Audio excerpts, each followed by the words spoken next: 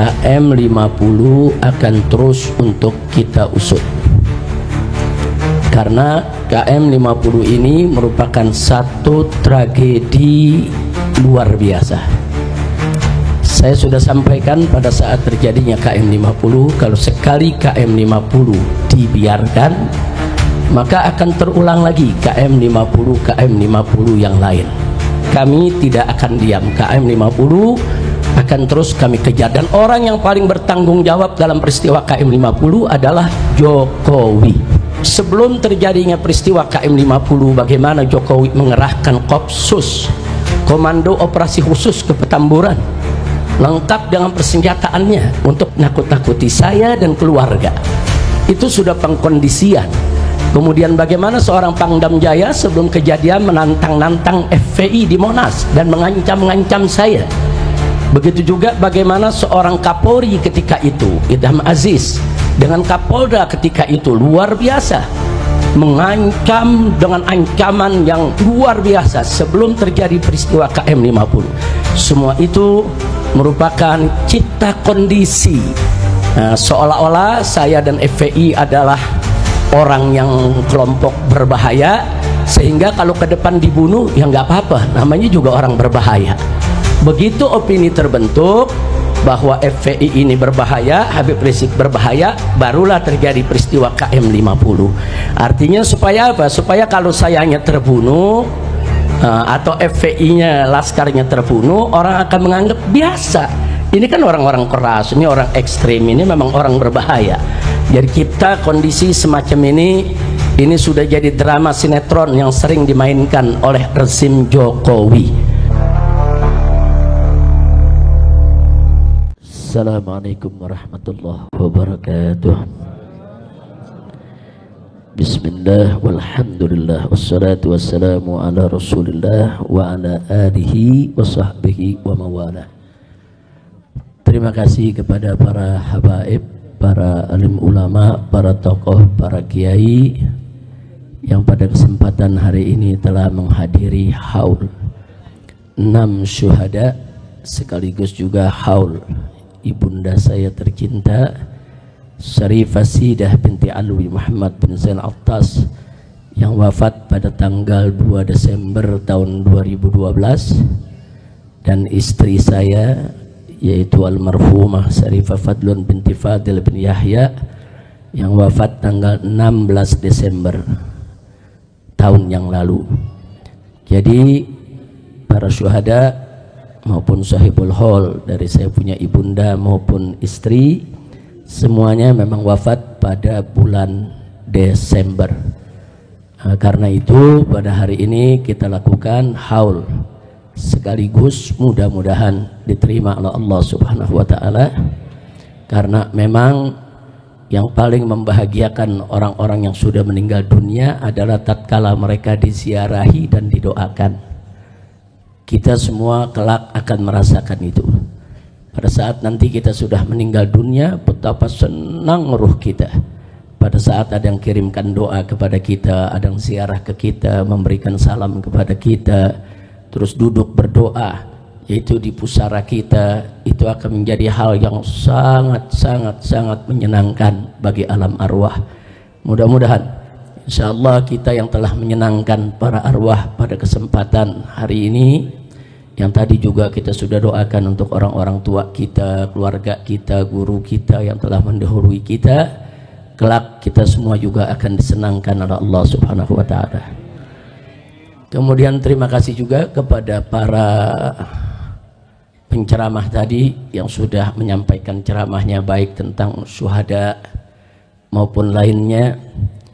Apakah itu tadi yang disampaikan oleh Kiai Haji Ahmad Sobri Lubis yang luar biasa mendorong kita untuk selalu menancapkan niat agar mendapatkan mati syahid dari Allah Subhanahu wa Ta'ala.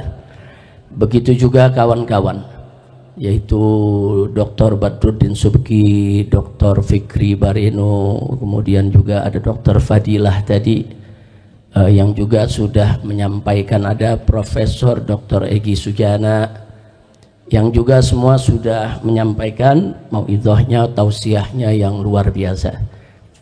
tidak juga lupa Al-Habib Hamid, begitu juga Habib Zaki yang duduk di sebelah kanan dan kiri saya, yang bukan saja memberikan motivasi kepada segenap jamaah, tapi juga sekaligus mengikrarkan kembali semangat beliau-beliau untuk tetap istiqamah berjuang mencari ridha Allah dan Rasulullah sallallahu alaihi wasallam.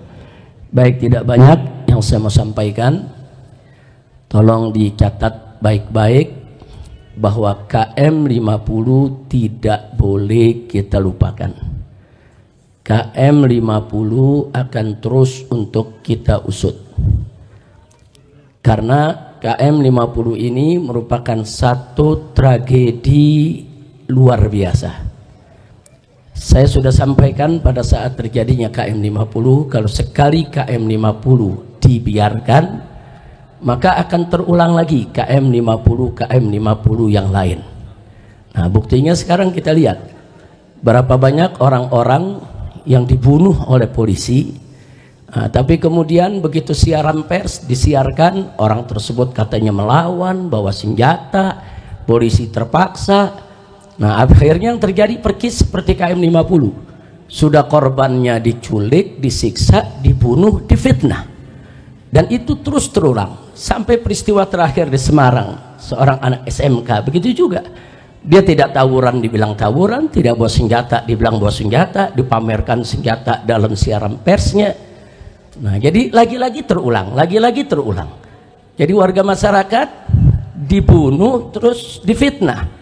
Nah, ini nggak boleh dibiarkan. Ini kenapa bisa terjadi lagi itu tadi. Karena KM50 dibiarkan, akhirnya mereka menganggap ke depan ini bunuh orang tuh gampang kok. Gampang, habis bunuh fitnah selesai, habis bunuh salahkan selesai. Nah, sampai kapan ini akan terus terjadi dan ini akan terus terulang. Sampai peristiwa sebesar Kanjuruhan yang meninggal itu lebih dari 100 orang, tetap saja yang meninggal yang disalahkan. Nah, lagi-lagi mereka semua disalahkan. Jadi polisi seperti malaikat, nggak pernah salah. Nah, ini berbahaya sekali. Nah, maka itu sekali lagi kami tidak akan diam. KM50 akan terus kami kejar, dan orang yang paling bertanggung jawab dalam peristiwa KM50 adalah Jokowi. Bukan hanya karena beliau sebagai seorang presiden. Mungkin orang mengatakan, oh mungkin tanggung jawabnya moral karena sebagai seorang presiden. Bukan. Tapi kita dapatkan indikasi-indikasi keterlibatan Jokowi langsung atau tidak langsung, itu bisa dibaca. Dan itu akan kita beberkan kalau pengadilan HAM-nya digelar, ya kawan.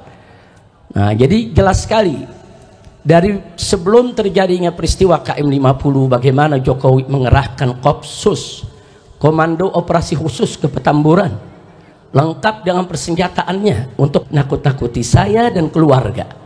Itu sudah pengkondisian. Kemudian bagaimana seorang Pangdam Jaya sebelum kejadian menantang-nantang FPI di Monas dan mengancam-ngancam saya.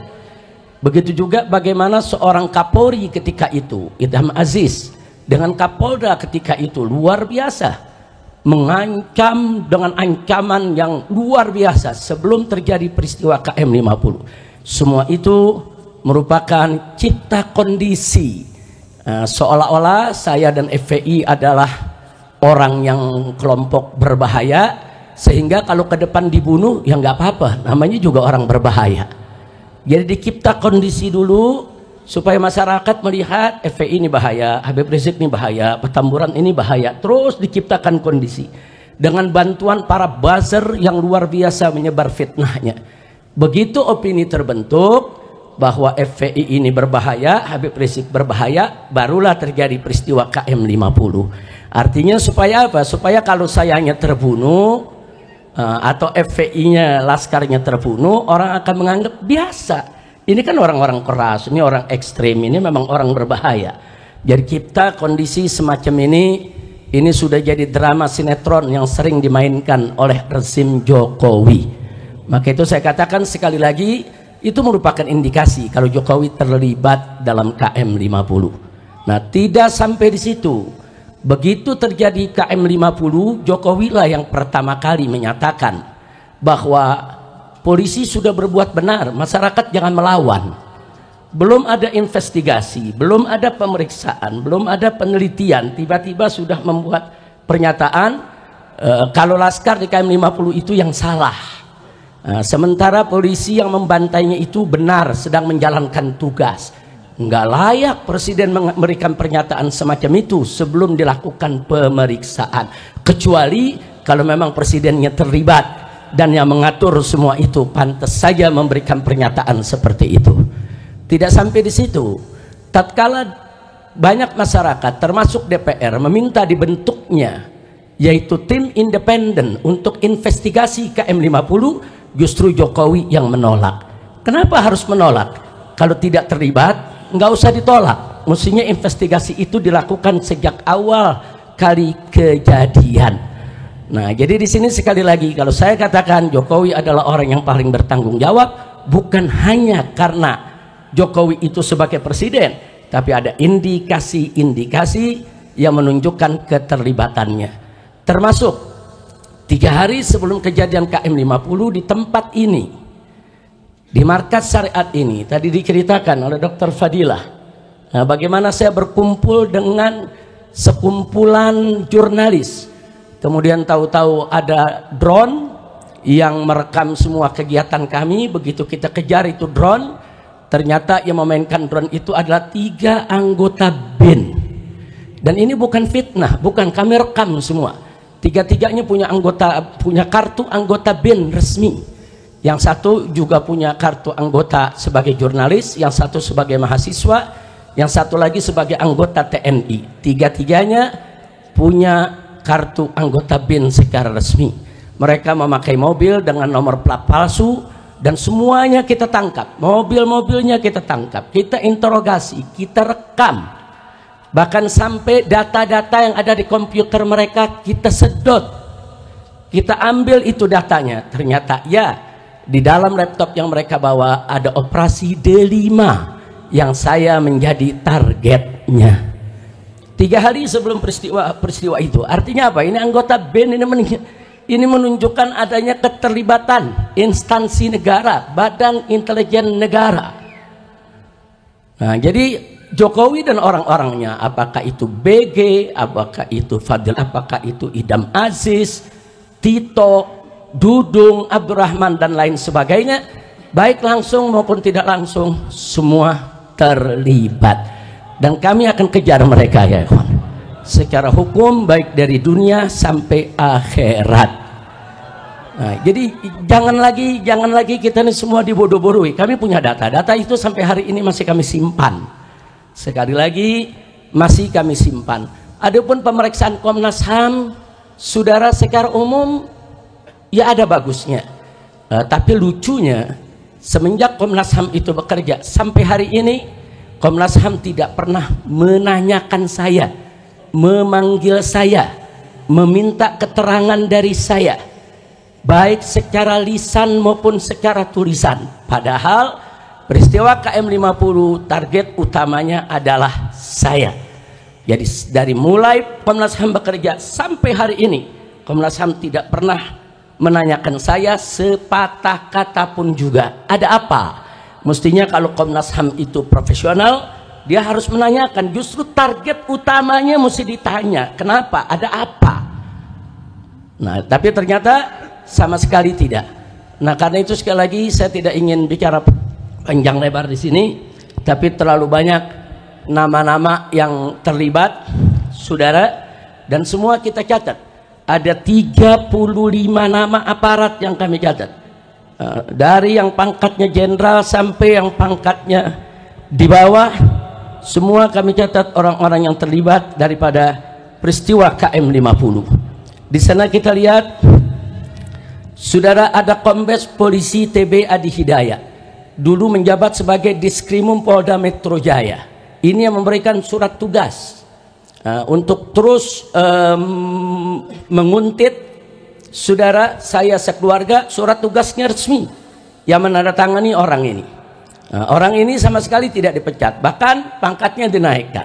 Sekarang sudah dapat bintang.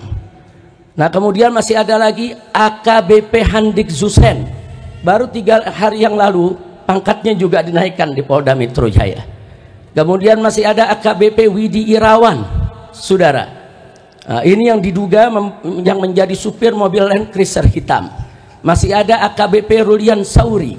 Ini yang diduga melakukan pemindahan jenazah daripada 6 laskar. Kemudian masih ada Ibda Muhammad Yusmin Ohorela. Ini yang diduga sebagai algojo eksekutor daripada KM 50. Masih ada Bribka Faisal Kasbi Alea. Ini juga termasuk eksekutor. Masih ada Bribka Adi Ismanto. Masih ada Bribka Guntur Pamungkas. Masih ada Bribtu Fikri Ramadan Tawainella dan lain sebagainya. Bahkan secara sistematis para buzzer digerakkan untuk membenarkan tindakan polisi dan menyalahkan daripada para syuhada KM 50. Bahkan ada buzzer yang kirim rangkaian bunga mengucapkan selamat kepada Polda Metro Jaya atas berhasilnya membunuh 6 laskar. Ini semua kita rekam dan semua kita catat. Nama-nama orangnya ada, saudara, foto-fotonya semua ada. Jadi kita tinggal tunggu waktu yang tepat untuk kita seret mereka semua ke pengadilan HAM. Nah, jadi sekali lagi saya tidak bisa bacakan semua nama-nama yang ada, tapi nama-nama tersebut tidak akan pernah kita lupakan. Dan alhamdulillah mobil yang dipakai oleh para syuhada ketika mereka ditembaki, mobilnya ada di depan sana, Anda udah lihat dibangun museum. Di situ ada mobil yang digunakan oleh para laskar dan itu menjadi barang bukti.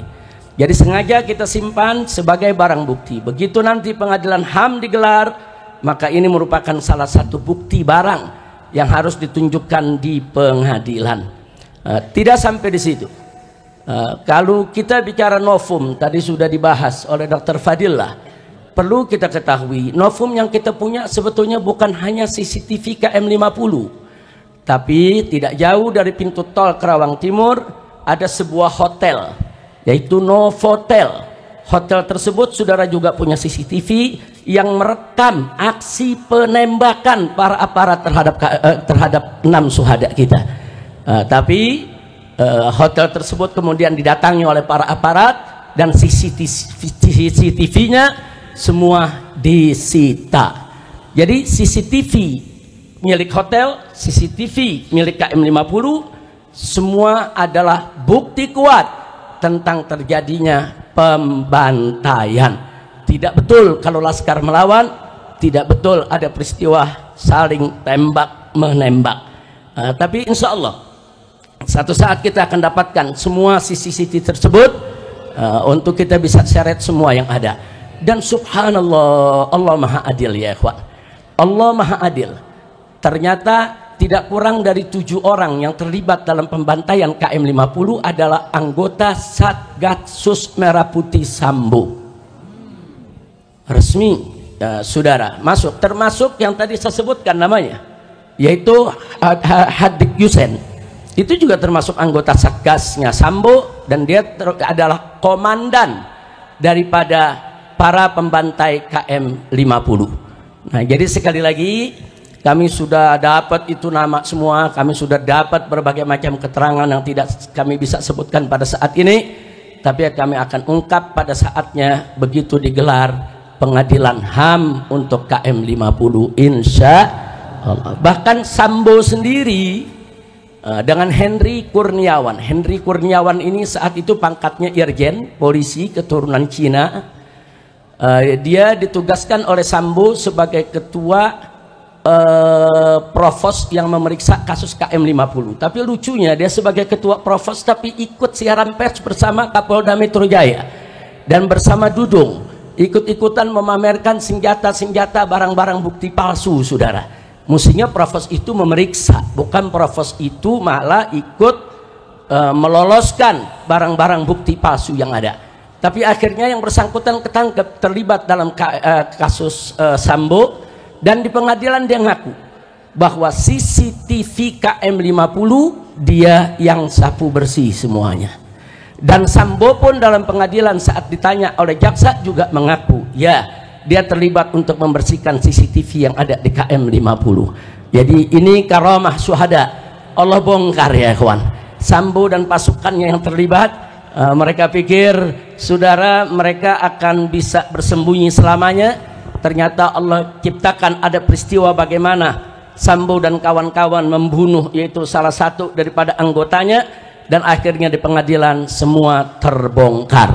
Nah, karena itu kepada Bapak Kapolri kita ingatkan sekali lagi janjinya di depan DPR MPR yang siap mengupas kembali kasus KM 50 kalau ada novum baru.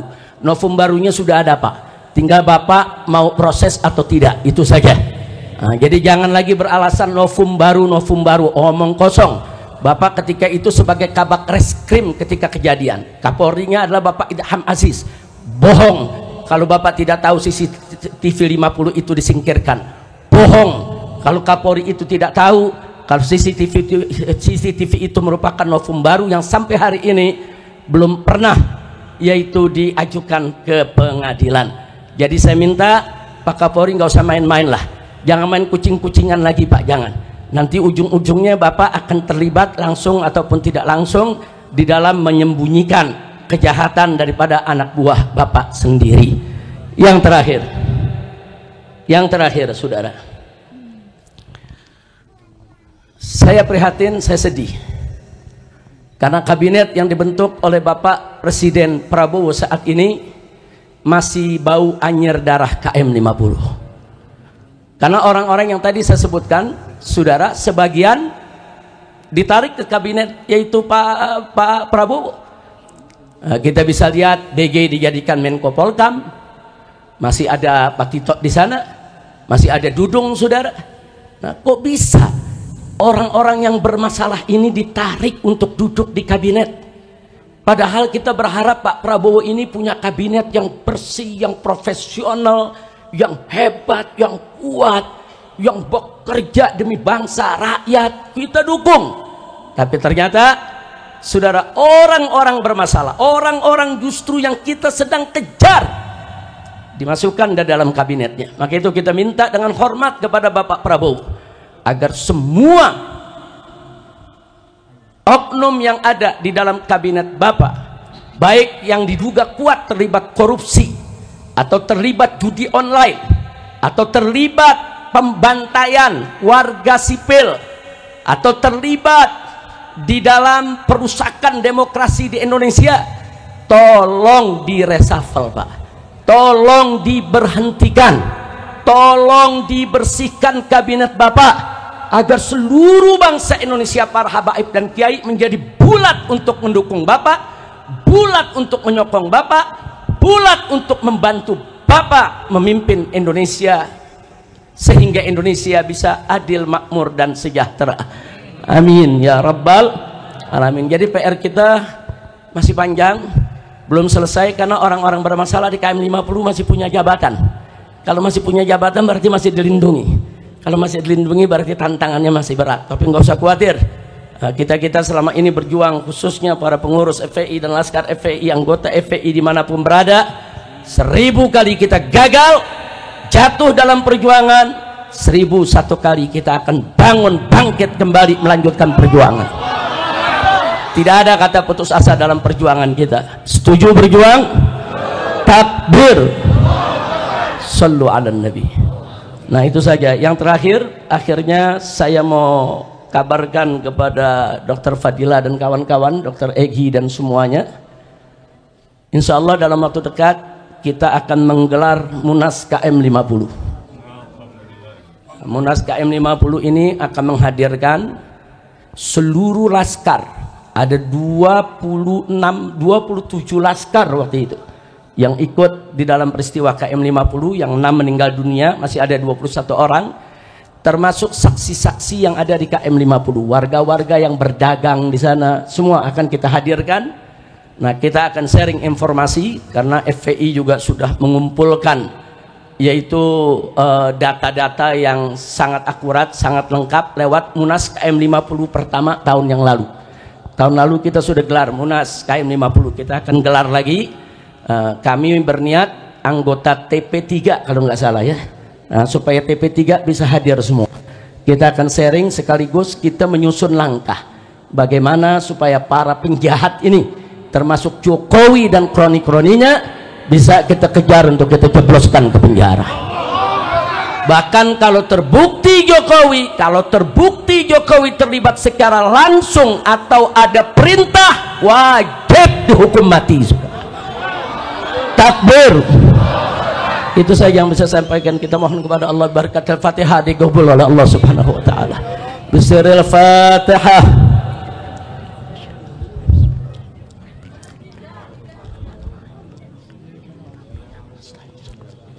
Siratal ladzina. Amin. Ya Rahman Rahimin, Ya Rahman Rahimin, Ya Rahman Rahimin. Allahumma salli Islam al-muslimin wa a'izz al-muslimin wa kafir al-musyrikin. Allahumma aslih man fi Islam al-muslimin wa ahlik man fi halaki Islam al-muslimin. Allahumma salli bi hadhihi man adila fi bilad al-muslimin 'amma برحمتك يا رحمن الرحيم يا رحمن الرحيم يا من فضل المسلمين ربنا اتنا في الدنيا حسنه وفي الاخره حسنه وقنا عذاب النار ربنا تقبل منا انك انت السميع العليم وتب علينا انك انت التواب الرحيم وصلى الله على سيدنا محمد النبي وعلى اله وسلم والحمد لله رب العالمين.